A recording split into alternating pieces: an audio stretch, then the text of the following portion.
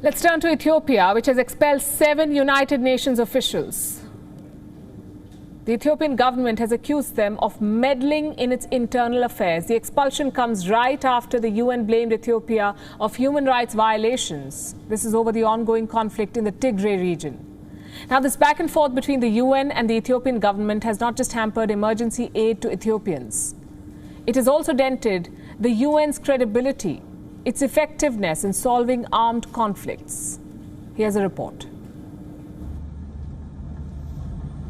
Since November 2020, Ethiopia's Tigray region has been embroiled in an armed conflict. A war between the Tigray People's Liberation Front and forces supporting Ethiopian Prime Minister Abiy Ahmed. This conflict has spiraled into a humanitarian disaster. 5.2 million Ethiopians require food aid.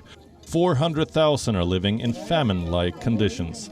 And the rate of child malnutrition is worse than Somalia's.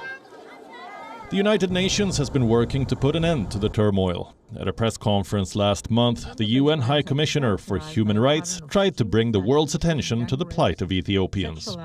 She accused both the Ethiopian government and the resistance of human rights violations. Allegations of human rights violations have continued to implicate government forces and its allies. We have received disturbing reports that local fishermen found dozens of bodies floating along the river crossing between Western Tigray and Sudan in July. These remarks have upset the government of Abiy Ahmed. In response, it has expelled 7 senior UN officials, accusing them of meddling in the country's affairs. A letter released by the country's foreign minister states that all 7 UN officials have been declared persona non grata. They've been asked to leave the country within the next 72 hours. The global body has been taken aback by the decision. The UN Secretary General says he is shocked. He has appealed to the Ethiopian government to withdraw its decision. I will start with a statement by the Secretary General on Ethiopia.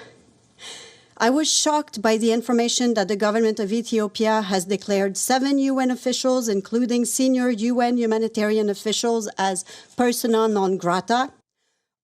But these appeals have failed.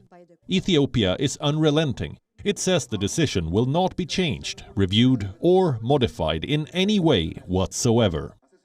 The face-off shows how powerless the UN can be when states fail to agree. It also depicts the UN's failure in Ethiopia.